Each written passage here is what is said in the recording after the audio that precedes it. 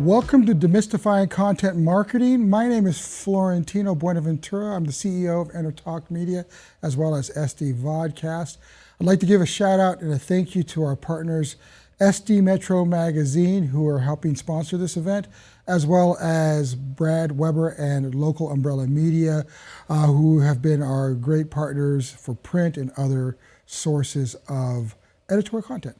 So with that said, we're going to kick this off, and I'm going to start this right off with the Demystifying Content Marketing, what you can expect to leave with today. The first thing that we want you to be able to do is have an understanding of what content marketing is and how it differentiates itself from other marketing. And then, probably more importantly, how you use it, how you're going to integrate it within your current marketing plans, and be able to create a action plan, strategy of your own. So this is a fun one. What is content marketing? And as we can see here, we have Russ Kunkel playing his signature drums for DW at a local San Diego music store. This was live broadcasted. We did this. We produced this for a company called Pitbull Audio, and essentially broadcast this to thousands of people. And this is a way for us to get content out that is something that would resonate with people, that they would enjoy, and that kind of defines what you want content marketing to be. So the Google Dictionary definition is, it's a type of marketing that involves the creation and sharing of online materials, blogs, and social media posts that does not explicitly promote a brand, but is intended to stimulate interest in its products or services. We've seen original content marketing. In fact, the first content marketing was a piece by Michelin. Michelin put out a tour guide in the early days in France of giving you all the cool places that you can go to in France while you're driving on Michelin tires. So that was print, and that's an important part of things. And then one of my favorites was a movie that I think a lot of us that were in the Gen X generation remember is Willy Wonka and the Chocolate Factory. That was actually a movie designed to create an interest in Wonka bars. There was originally, Wonka bars was before they created the movie, although the book came first. So with that said, there's often a disconnect with what is content marketing and what is traditional marketing or advertising. And some of the things that we look at is content marketing is permission-based. What do I mean by that? Usually it's going to be online. I gave you a couple of examples that weren't online, but in this particular case, we usually look at content marketing online, and that's, you're going to click on a social media post, or you're going to be on a website and you're going to go to a blog. You are out there looking for that. And that's an important thing. People need to, when they consume your content, it's because they want it, not because you're shoving it down their throat. Traditional advertising and traditional marketing is called interruptive marketing. And that basically is you're looking through a newspaper and all of a sudden you see an ad on a type of business, a plumber, a lawyer, for example. And that kind of interrupts your workflow, but you look at it, you're used to it. Same thing with traditional TV or radio. You're listening to radio and all of a sudden you hear an ad for a restaurant. So that's interruptive marketing. When we look at content marketing, one of the first things that we want to do when we design our content marketing is it should be really something that's going to engage people, invites people to ask questions. More importantly, it's going to be about them. And we're going to talk a little bit more about that later on. Versus interruptive marketing or traditional marketing is sales driven. Buy your Ginsu knife for $19.99. That is a call to action. It's sales driven. Content marketing is going to be discovered. You're going to find that with content marketing, it's got to be in places where your target audience is going to be, or where they're going to engage it for the most part, so that they know that they can look and find it. One of the best places, Google. You want to make sure that it ranks at some point on Google so that people will discover it. If they're typing in, say, let's say a plan for learning how to age well. So that could be one of those things that they're going to discover. And with traditional app marketing, it's looking for a target. So Super Bowl was just last month, or no, it's 2 months ago now. That was in January. So the Super Bowl was just a little bit ago, and people paid a lot of money to be in front of people who watch the Super Bowl. And that's what they're doing with traditional marketing. With content marketing, it's really important for us to recognize it takes time. You're not going to just go out there, put a piece of content out there, and all of a sudden it's viral. It doesn't happen that way. Sometimes it could take a long time. Sometimes it could take sharing. That one piece that I just showed you, that was a clip that we put out, and it started off okay. We had a couple thousand, and then all of a sudden, out of nowhere, one of his associates shared the clip out, and all of a sudden, it just went through the roof. And it could happen like that. So you got to realize it takes time to build that momentum. Whereas with traditional marketing, you want to make sure that it is steady, that you have what they call 7 touch points of building a brand. So you want people to hear it a few times. They want them to get to know it. It could be a radio commercial, it could be a TV spot, it could be print, whatever it is. You want them to have a steady flow of that on a regular basis.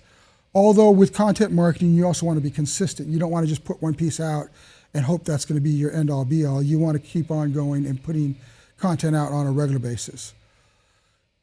Going back to the encourages engagement, content marketing wants you to be conversational.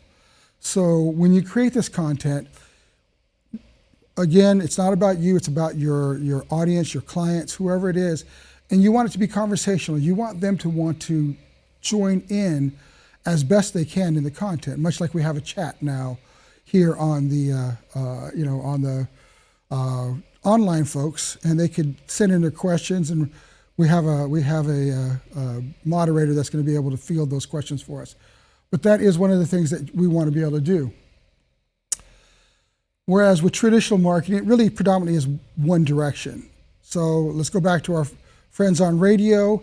If you are listening to the radio, you hear a commercial, you're not responding, you're not trying to answer a question. You just hear it and you go, okay, cool, Trident bubblegum, I'm going to buy that next time I'm in the store because they just had a commercial on Trident. So that is an important element of traditional marketing. So one of the things I like to do, at least with our company, is at least entertain. We want people to have fun. We want them to enjoy it or inform. So a colleague of mine once said, you could have the most boring thing on the planet, but as long as, let's say someone has got a condition that they want to find out solutions for, it doesn't matter how entertaining it is, they're going to want that information, how to fight diabetes, how to fix your plumbing, those things. It can be very dry, but it needs to be one or the other, entertaining or informing. And then for our friends with traditional marketing, it needs to make a statement. So you really want, got milk is a perfect example of that. Everyone remembers that. So lastly, when you look at these 5 points for content marketing, you want this to give them something of value for that time in return. It really is an exchange that you have with your clients. They need to know that there's something that you have that they want, and then in turn, they're going to engage you, and you're going to hopefully discover some answers that you can help, some solutions for them. Whereas with traditional marketing, it is really about creating an actionable impression. Now, the thing is, even though we played these off of one another, what the differences are, what we want to make sure is that these folks or these marketing plans are in parallel. So you want to use both. You don't want to just use content marketing or traditional marketing. You really, in this day and age, need to use both. And that gives the touch points. Maybe they've seen, we've got Julie that does aging well, and she might have a 5 tips video on aging well, and then you might have an ad in a newspaper, And when they see both of those are different touch points that they can have. All right, so there are a number of different types of content that are out there, and we usually know them all, but we're going to go through them really quickly. First one is video, which in a TV or video podcast that you might be on, that's one of those. Also clips, so you can look at, with video, you can usually repurpose one video to make multiple different content pieces. Podcasting and talk radio, that is the audio version of, say, a vodcast. So that is one of the ways that you can reach out to people, or talk radio, which would be having a show on one of the local AM stations, or sometimes FM. And then you're able to build yourself as a thought leader. Editorial, blog, and post. Those are it's another great way of getting your messaging out. You can sometimes put out a editorial piece, a sponsored editorial piece in a magazine or a newspaper. Obviously, blogs are a good way. People are writing and putting out their thoughts on their websites. Twitter is another good way. You're just putting out simple, 240 character posts. So a number of different things, also social media. And then lastly is pictures, graphics, memes. That was really kind of what got everything started online, because you weren't able to do video at first. Pictures really, when they came out, really started to move the marker online. So with that said, I'm going to go ahead and give you some examples of that. Also, feel free to ask questions in the chat or here in the audience. Ask us questions on what you may want to know more, So here's an interesting show that I like to point out. In fact, when I first started showing this show, the cursor is so small. This is a show called Hot Ones, or First We Feast. There's your traditional advertising. Feast. I'm Sean Evans, and you're watching Hot Ones. It's the show with hot questions and even hotter wings. And today we're joined by Halle Berry.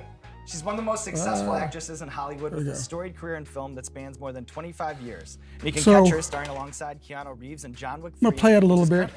You've got a guy Halle Berry as the host, just a regular guy. He's wasn't anybody special when they started the show. He's with Halle Berry, who obviously is a big, star. But with this, their shtick, their out of the box thinking was, let's get people who are people know, and they started off with just regular people at first, and it kind of built into the stars like Halle Berry. As you've seen there, they're going to take different levels of hot sauce, use it for creating hot wings, and while they're getting interviewed, they're eating the hot wings. So it's really out of the box, and this, now you can see this on HBO. It went from the internet and kind of grew into this big content marketing piece. And what people don't realize is the last sauce that you eat is the hottest one, and it's the company that started the program. So that's a huge success story. It's not one that everyone's going to be able to have. We don't expect it. That's not expectations you want to have. But it is a fun one to kind of think about. There are times when you are coming up with something just so cool that people want to go out of the box. They can. So this one is what we call a lifestyle video, and it's a piece of content that I think is pretty cool. Basically, coffee diaries, and as you're looking at this one here, and I have her turned down a little bit here in the audience. And as usual, I'm your host, Oni Moss. Basically, she's going to take you through a day in her life. The coffee diary, she's going to talk about subjects that she really finds relevant to her, that will resonate with her audience. And for doing that, she's going to provide you different products that she represents inside this video. But this is one just on her. And you can see here, I mean, it's a little small for us here in the audience, but online you can see here different links to different products that she's representing. So it's important how you're going to lay this out online. You want to make sure it's easy to find these products, and you want to address those while you're going through your video. But the other point is that you are able to just easily provide links to different things here. So I just left that one, and this is going right to her Instagram page. So that's one other style. Now this one is pretty interesting. This one is an entrepreneur, another day in the life, male version. With music, his is a little bit more produced. So I wanted to show the differences between one, when you heard the other one, she just had a microphone in the room, you hear it all in the room. It's more simplistic. This one, they've got graphics. Either he knows how to do video editing or he hired somebody to do the video editing. But again, the same principle used here. And this one has close to 500,000 views. And it's just a regular guy. So the key for these are he's keeping these interesting and and really showing his personality, personable.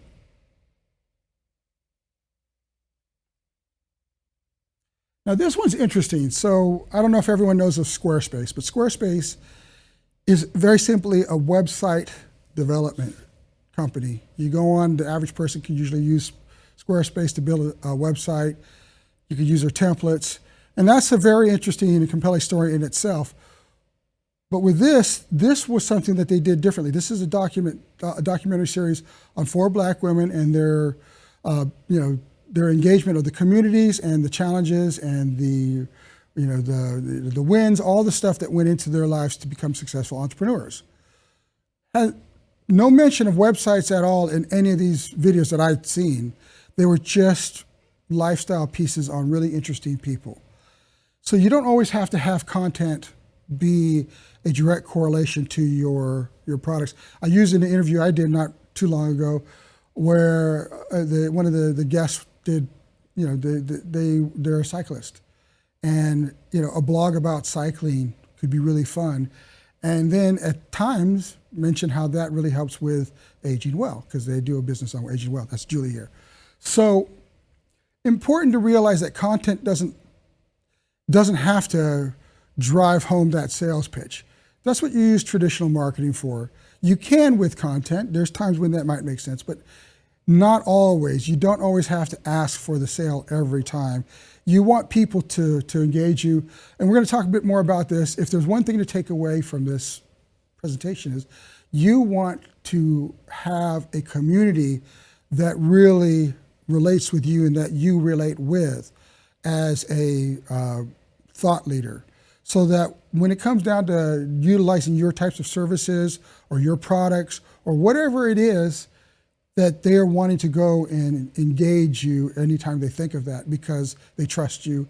And you're probably the best one I can say is there's a kid named Ryan. He has a show on YouTube called Ryan's Toys.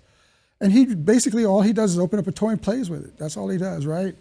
And it's really, I should have probably put this on the screen, but it's really interesting. When they interviewed, I think 1,000 of the kids that watched Ryan Toys regularly, all those kids thought he was their friend. They never met him. He didn't know who they were, but he thought that he was their friend. That's why they liked to see it. They liked seeing their friend enjoy opening these packages. So it's important to recognize that. And so this is that one video that I was mentioning. And the production was interesting. The camera's a little shaky. I think they just took a bunch of clips from iPhone shots, pictures, and really brought it together to tell a story.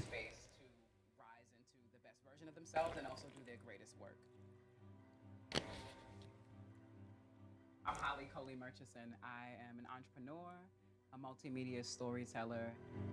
So the goals for Oratory you all Glory get the picture. Really... I won't play the whole thing because we'll run out of time with that.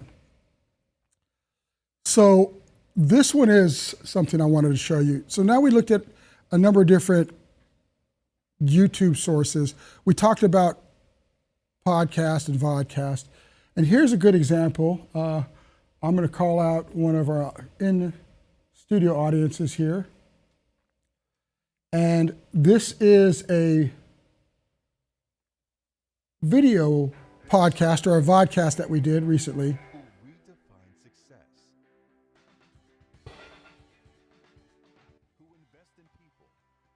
One of the things we wanted to do is we wanted to capture people's attention with this video podcast, vodcast, and that was by creating a captivating intro. Not too long, not too short, something that told what to expect in every episode right off the bat, so that we don't have to in the intros.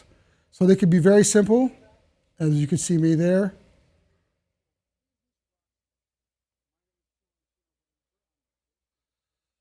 And this is an example of SD Metro Business Rockstars. You can see we have the same set here. And we wanted to tie in our music background to go along with the interview process. So that's one of the fun things that we did. And we really had a great conversation, right, Julie? Mm-hmm. Yeah, I'm picking a lot on Julie because she's been with us before. So this is a good example of a video podcast. You can take these types of programs and put them on your websites. You can share them out when you are replying to people, newsletters. You could take snippets out of any one of these, and be able to share this out where you can brand thoughts and ideas. So really great ways to take video and amplify it in a big way. So that's the first part with video. One of the other things that you can do is with video is you can strip the audio out and create audio podcast, or like a lot of people, you could just create audio podcast. This is one I looked up. We don't know these guys. It's the radio guys. And essentially, this is one that they've got a website all dedicated to their audio podcast. The nice thing about audio podcast is you can reach out to people through different web apps on their phone or on their computer. Spotify is one that we all have heard of. Obviously, iTunes is another one. It's where the term podcast came from. So you can either do a video and then strip out the audio and put those on an audio platform, or you can, if you don't want to go through the production of video, because it's not always the easiest thing to do on your own, audio podcasts are pretty simple to do. And you could do those with Zoom, you could do those with other types of technologies, and we'll have a few of those later on. But this is a good example of that. Now, we talked earlier about print, and I'm going to use this article as a great piece here. This is A Time to Retire. It's a piece on a Claremont jeweler. I believe he's passing on the business to his kids or his family. And it's a touching piece, and it's a great way. They engaged one of our partners, Local Umbrella Media, to put their story out because they wanted to continue on with their legacy. So great content, compelling story. They did a good job at engaging one of the publishers out there and got this right out. Also, this could be something that there are publications that will put these out if you want to do a paid info article. So different than an ad, again, it's an article with a story that drives people to want to know more about you. It's okay that it's paid for, but you could also do PR and get a little content about yourself. On that same level, there's blogs, and we encourage people to do blogs because that's the best way to retain people for a website. Video can get them there, but video isn't going to drive them to your website. This one, the blog, because you're going to have a number of, hopefully, what they call keywords in that blog, which are terms that are often searched on Google or Bing or any of the other search engines. They'll have all of that encapsulated with a blog, and that will drive more traffic to your website. Even if you're not doing the article, you can, if you can get the permission from a news source or another person put out a blog, you could put a little bit of the article on your website, and then have a link saying if you want to read more, go back to the other page. So blogs could also be articles that you appreciated. You could take the same theory and put this into relevancy on Facebook or any of the other search engines, where you just take, I do this often on Instagram, I find an article, 7 great ideas for content marketing, and it hit me and I internalize it, and I want to be able to share that out. That also helps to brand you. And then you want to leave some type of editorial comment saying why that resonated with you. So ways to use editorial in your presentations. And lastly, I wanted to show you what we're looking at for the future.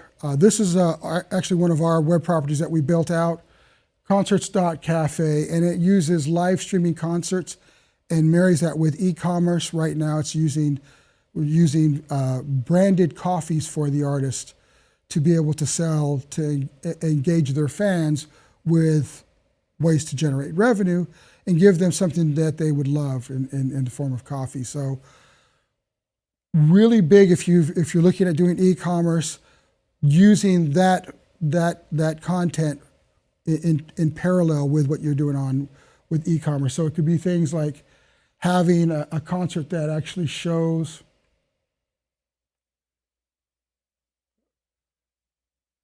similar page, something along these lines here.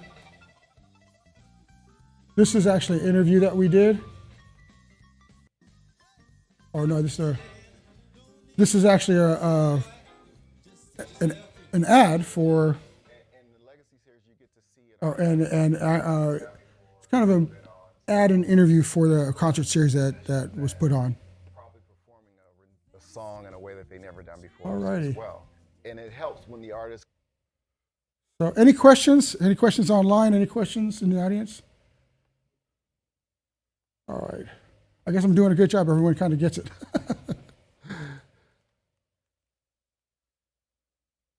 All right.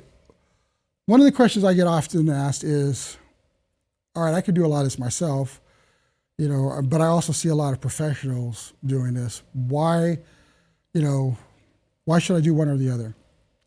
Well, doing it yourself actually is really a good way to be personal and start to learn more about your audience. Because somebody else is doing it, you're not going to internalize what your clients are really wanting. You're not going to be in on the comment section or the likes and follows. You're not going to be about it. So you really, at least at first, want to start off with putting post up videos. Say you're at a conference or you are out in public, and you see something that's very interesting and you want to share that, you could do that. And you're going to put that out, and you're going to want to engage people. You want to maybe tie in some of the culture of your company in with that. So really important to recognize that you want to make this personal at first, because when you start thinking about how companies are run, if you think about Apple, even though God rest his soul, Jobs is always the first thing that comes to mind. Microsoft, Bill Gates, Amazon, Jeff Bezos. Now these are huge companies, but even Bill Howe, the plumbing guy, you think of Bill Howe. So really important to recognize that you want to put a face. People don't want to do business with faceless corporations. They want to do business with people. So keep it personal. Cost effective. If you're doing it, you're not paying somebody an hourly wage or a project to do it for you. You are being cost effective about what you're doing. It's convenient. Going back to, you're at the conference, you're at a place like, for me, I'm going to be at NAMM show, which is a music conference in June. First thing I'm going to do is I'm back at the NAMM show. We were off for 2 years, and I'm excited to be part of this again. And people are going to engage that because in my music world, they really love that show. And that starts to get the ball rolling. And then all the different products I see, I'll be doing a master class of the same topic over there on content marketing for musicians and bands and music industry people. So all of that's going to be part of that conversation. And I want to chronicle that in a personal level. Even though we have a production team, I don't want everything to be, large cameras and lighting and everything else. I want to make it very personal. So, and the convenience factor. Spontaneous. If something catches my eye, like going back to the music thing, one of the best posts I ever did was somewhere along the lines, my little dog, he's in the room. I think I put him away so he wouldn't interrupt this. But my little dog and I were out going to a dog park and I forgot his leash. But as a musician, I had a instrument cable in my car and thought, let me use the instrument cable as his leash because I have nothing else. So I did that. I took a picture and said, typical musician. And I put that out with some branding on it. And everyone loved it because that's what you do when you're a musician. So spontaneous. I didn't think about doing it. It just happened in a moment. If I didn't have my trusty phone, I wouldn't have been able to accomplish that. So, and then quick turnaround. Once you've done it, it's up. I can live stream it on Facebook. I can live stream it on Instagram. I could post it on Twitter. Actually, I can also live stream it on Twitter if it's video. Pictures, all the same thing. It goes up immediately. In fact, I did one just before. I did a 3D of this, about ready to go live in 15 minutes. So important to recognize that on my personal page. And then we'll get into this when we get into social medias, but you want to kind of identify what content is relevant for what page at some point. So when do I use? All the time. Anytime you can put out a piece, there are rules of thumbs for different social medias, like Facebook, you really want to do something once to twice a day. Twitter, once a day. Instagram, I've heard different things. It could be anywhere from 3 to 4 times a week, but we'll get more into that. But that's when you use. Sorry. So the question is professional production. All that sounds great. You're going to make crazy content for yourselves. You've got your camera, you've got maybe your little recorder, whatever it is, you're out doing what you're going to do. But why should I use a professional? Well, there are times when a professional makes sense. First off, professionals have an eye to help you get a higher level attention. One of the challenges we have with social media and all this being very democratic is everyone's doing it. How do you rise above all the clutter that's there? Well, professionals can help you do that with quality, with understanding, with a insight on a deeper level on what your industry wants to recognize and then how that can be engaged. Going back to that, it's accentuated by that quality impact. So, if you were doing a television show styled video, you don't really want to use a phone camera to do that. This is a great camera. I use it all the time. In fact, I've used it for professional shoots, kind of as the fly on the wall type of experience. But if you want that impact of TV and you want that impact of high quality, you want to use a professional for the video. Going back to it, if you take a print source, if you've got a magazine that's well respected and you're able to put your content in that magazine, not only are you going to get the reach that you probably wouldn't have, but you're going to get a quality association with that brand. So that's an important way to look at that as well. So quality impact when you look at professional. You could easily take that same article, print it up, and pass it around to people. It's not going to have the same impact. So that's why it's important with the professional production. Now here's an interesting one, because we earlier said that do-it-yourself is more convenient, it's spontaneous, quick turnaround, but a professional production can be time-saving. Why? Because we're all busy entrepreneurs. We don't always have time to put that post and spend 2 to 3 hours a day on social media. Or video editing, like I showed you the 2 different videos. One was just a girl sitting there talking. little bit of graphics.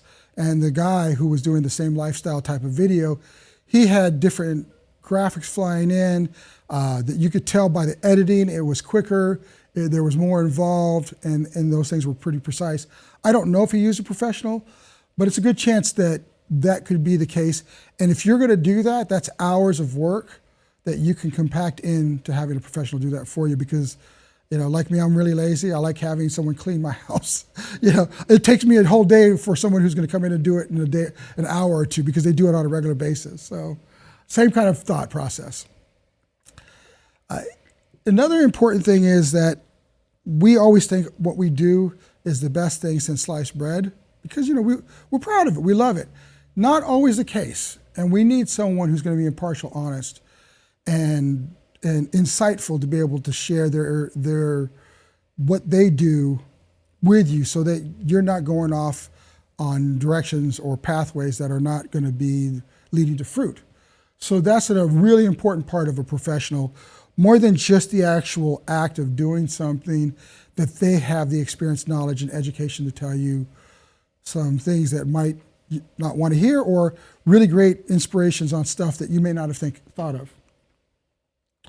And lastly, peace of mind. And that's probably a big one. For me, when I hire people to do stuff, I don't think about it anymore. I just go on and do what I want to do.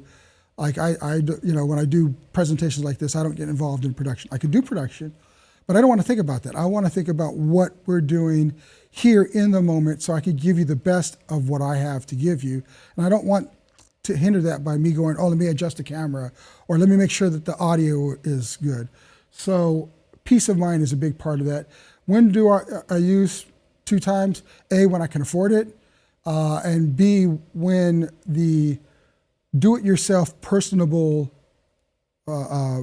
methodology doesn't come into play. Again, I pointed that out. I'm at the conference. I could have a couple of cameramen follow me around all the time, but I don't want that. I want them to be part of it with me, and I want them to be like they're my friends going with me. So I'll use my phone camera. So that's a good part of that. Let's see. All right. So now we've talked a little bit about what content marketing is, what are some examples, when to use it, how to use it, when to hire a professional. But probably more importantly in this whole scheme of things is the story. The story is going to really deliver what you want, the result on the bottom line. Because it doesn't matter how good your production is, it doesn't matter how often you post. You really want to, in this day and age, be authentic and sincere and be able to deliver your story. And everyone has a unique story. So when we think about stories, it's what people take home with us when they think about stories. And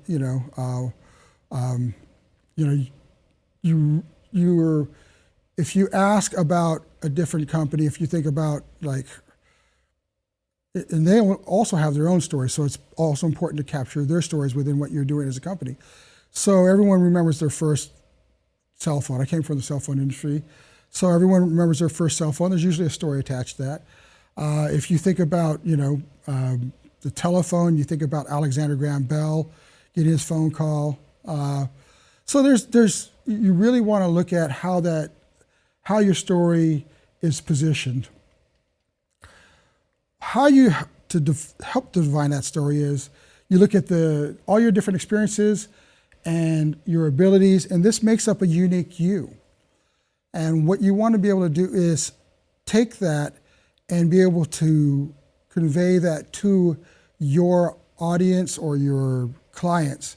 You want them to know who you are as a company, your culture, your personal personality. So those are all important things. And then it's important to make sure that you're building a brand and not a commodity. What do I mean by that? People, if they believe in a brand, will shop with that brand. I brought up Apple, and if you know Apple's story, even though there were products that were less expensive, products that worked better, for example, Apple never had the ability to send a picture when basic picture phones were able, or basic cell phones were able to send pictures through the through the cell service. Apple couldn't do that until the second year. You had to do that through email. They didn't have a SMS messaging. So with that said, they were able to overcome any of those obstacles because their brand was so strong. So make sure that you have that. Don't be a commodity. Don't have people shop you for a price point. And then from there, once you know your story, realize where your arc is.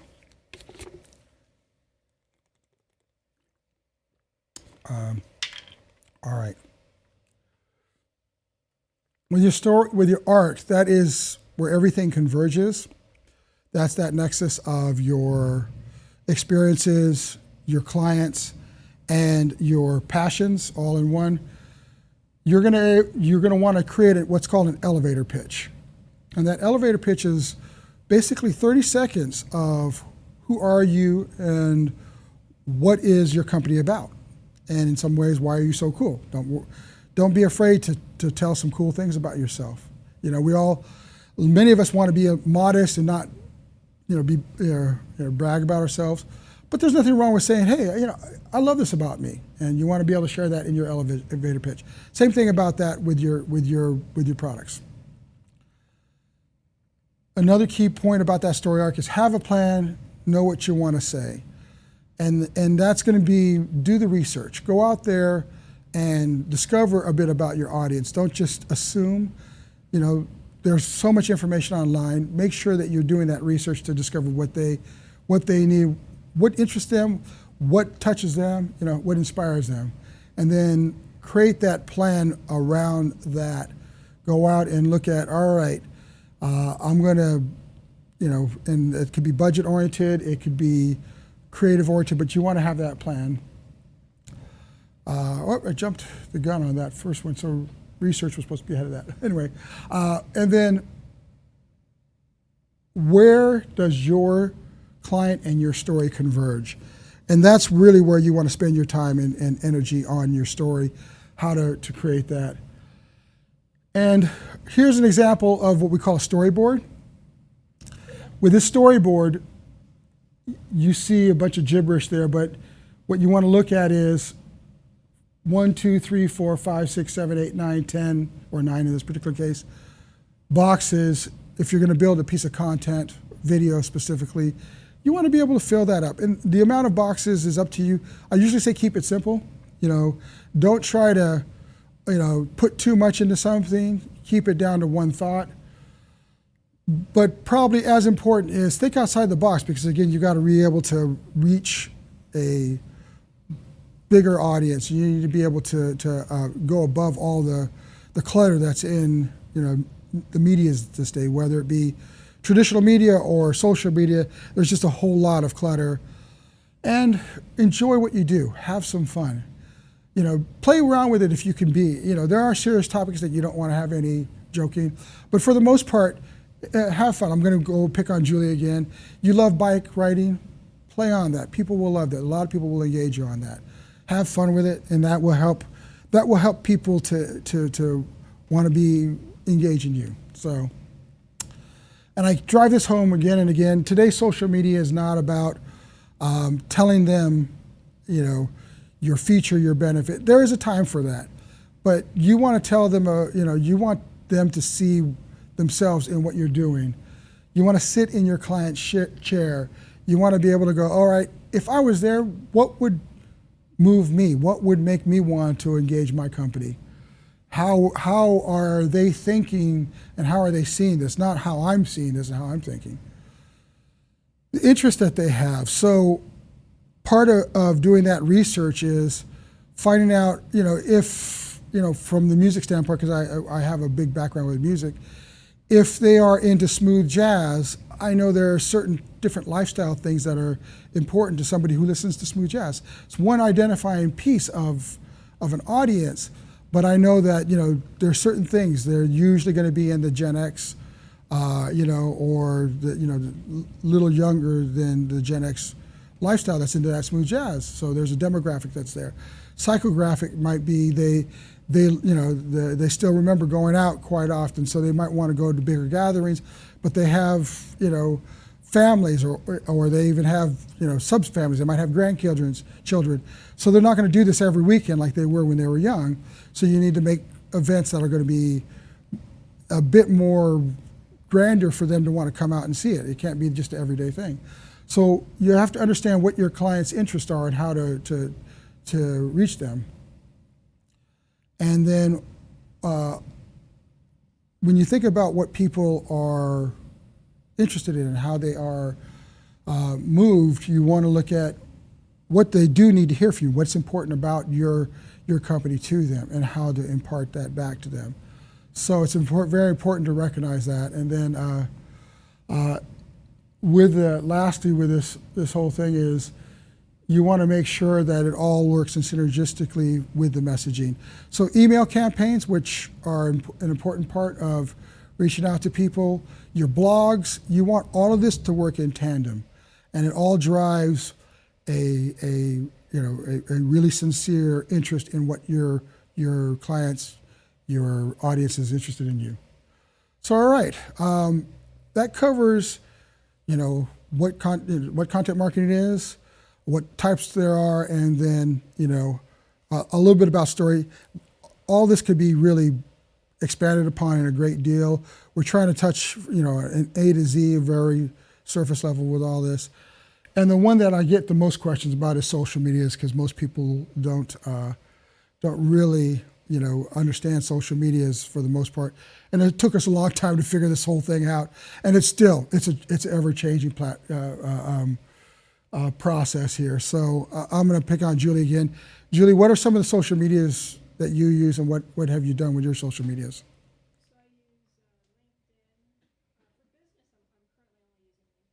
Okay. And what I do is run a monthly article with local umbrella media. And then with that content, I then break that up into post over a period of time to cover the content that was in the article. Okay. So you're already doing it. You don't need us anymore. We can stop now. I'm just joking, guys. No, very good. That's important. Well, there are some other social medias that might be able to be effective in understanding what those are. And I'm going to start off with Facebook. Facebook, very simply, is your interest platform. What do I mean by that? People engage other people with interest. I know we all have those ones where we're like, oh, I really don't like what they're talking about. It might be political, it might be social, it might be other stuff. We get that. But at the end of the day, it's really generated by interest. And those interests, the more popular the interest, the higher level you're able to get people to be aware. So one of the things that you may want to do, Julie, is do you have a Aging Well group? Okay, that might be a good thing to start. And I some of the groups are specific, but I like to have very general groups that even competition can post in, but you're able to be the moderator of, and you open it up, because you want people to feel in these groups that they're contributing. Groups are about contributing on Facebook. Your page is where you put up all your stuff about yourself, but I also encourage you to put up information that is not directly coming from you. Share posts or other things that are recognizing maybe some type of trend in your industry. These types of things that are not about your company, because the algorithms, the mathematics that go into understanding what you do and post out about are going to be weighted towards things that are broader and have a higher popularity, interest. So a lot of the tactics that you use are when they were celebrating Betty White, that was always we talked about that. There was a lot of interest in Aging Well because she did it so well. So those would be things that you would look at doing within the groups, and then your page would be, like I said, stuff that's relevant about, like the interview that you did with us, or your article that you do in the local umbrella media. So Those are all important things, but it's about the interest, and start identifying what are the interests. Your cycling, that's all good stuff. The next one is Instagram, and this is about image.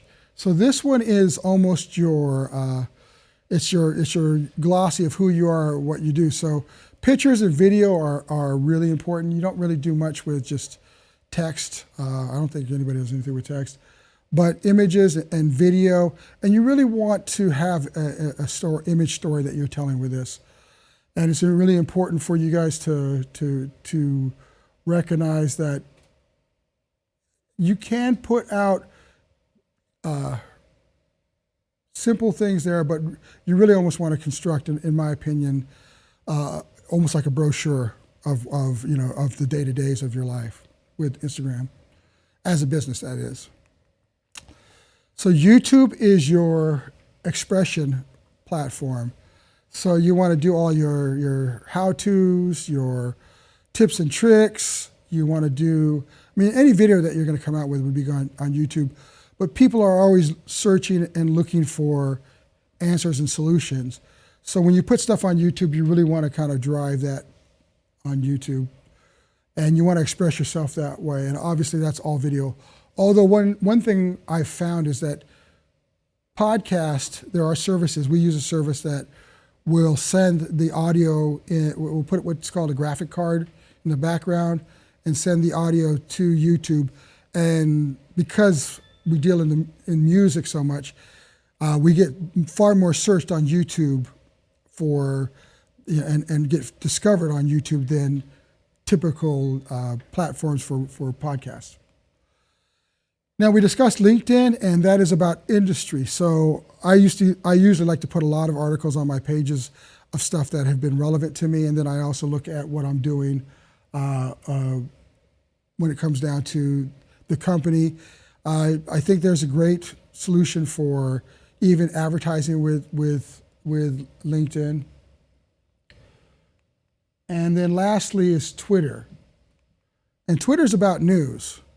So as I mentioned before, sometimes we get people pushing back on Twitter because a lot of the bad publicity it was getting from the bad news that was going out. But in general, as a company, you don't want to look at all that stuff. You want to look at how positive it can be for you. And this is your press release. This is your 240 character press release is Twitter. Use that on a daily basis to tell people about what's going on daily about your company. So those are the social medias and their basic forms and how to resonate with news. Any questions, Brad? Okay. And lastly from this, we want you to plant your flag.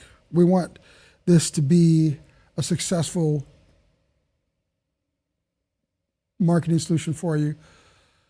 We want to help you build leadership with what we've taught today.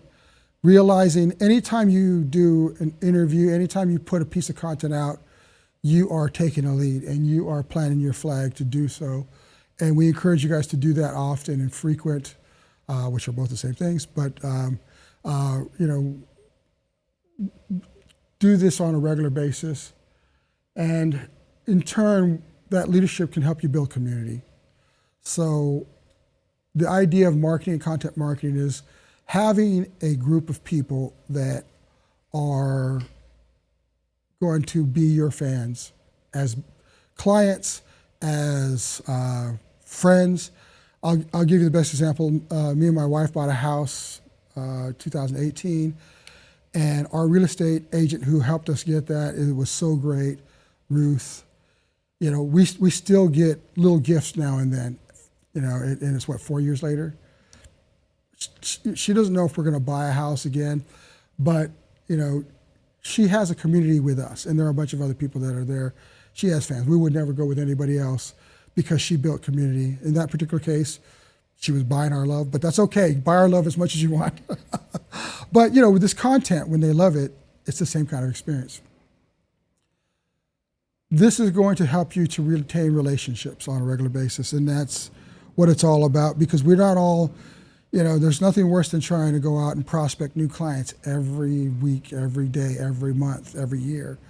You really want to it's better to have 1,000 or even 100 people that engage you regularly than having 100,000 people that really don't care but have seen or heard of you, because they're not gonna help you power what your passion for your business is. And then lastly, grow that bottom line. Discover services that can help these clients that you have. You can sometimes often do that through content. So with that said, the last piece I'm going to give you guys is, this is in the PowerPoint presentation that was sent out to you.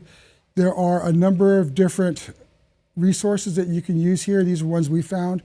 So Canva.com, I'm actually going to show you that one. That's my favorite of everything. I am not the graphic artist, and I cannot do Photoshop for the life of me. But Canva gives me the ability, because they give you a lot of the stuff preset, to make cool things, like a lot of the slides that I did here and everything was created in Canva. All of our graphics that we put out, and I've been able to grow to be able to do that on my own. So Canva's a good one. If you're going to do some video closed captioning and podcasting, that tool that if you wanted to make something that would go on YouTube, Headliner.app is a great one for that. It puts like a little audio waveform, and then you're able to take your audio clip and turn that into a video if you're doing straight podcast. You've got the raw shorts for an explainer video. Those are, again, all these are free with an upsell usually that they do. Clipchamp is a very basic video editor online, but Facebook and, when I made this list, Facebook and YouTube didn't have it, but you could do basic edits now on that. And I might need to update that a little bit more. There are a number one that are coming through. One for audio podcast, Anchor.fm, which now is owned by Spotify, is a really cool one. It actually gives you the ability to add music, because Spotify's paid for the royalty rights on that. You probably can't play that anywhere else, but it definitely would work on Spotify. But I've had people, and I've done interviews where you just use your phone, and with Anchor, you're just basically doing like your typical correspondent, going back and forth with the microphone, and it sounds great. It's a good tool.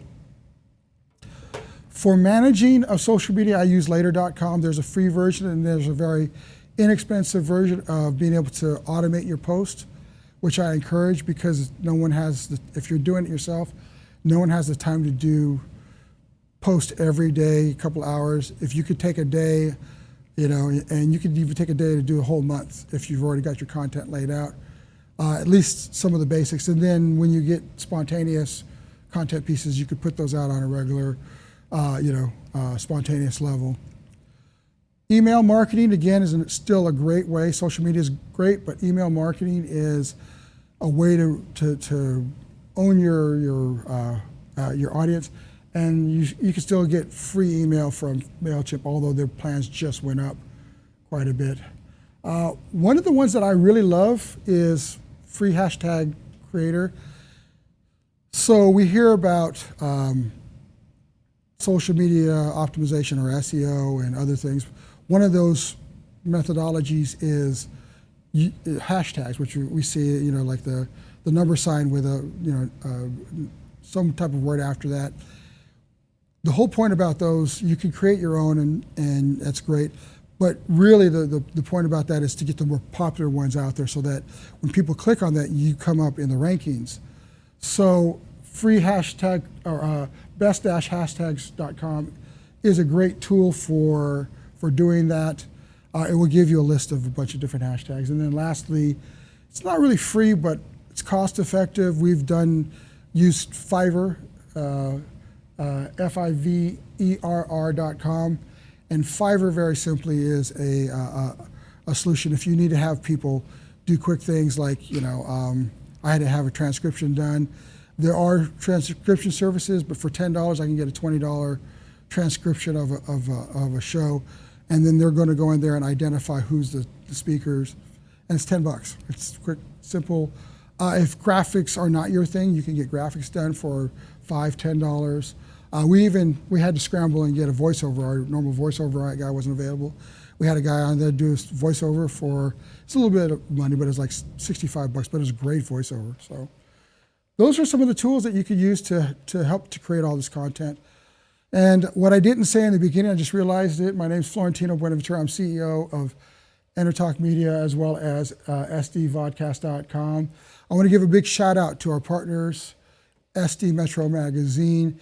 Thank you for helping us put this on, as well as, of course, Local Umbrella Media. Brad, who's in the back there, joining us, our partner in crime and a partner in hats, too. So thank you for joining us, folks. Appreciate you giving us time. Hopefully this content is relevant for you, that you're able to use this on your day-to-day basis, and want to see you all successful out there. Stay tuned. We'll be having these on a monthly basis, and we'll be doing different topics. We want to help small businesses, especially in San Diego, grow. We're out of here.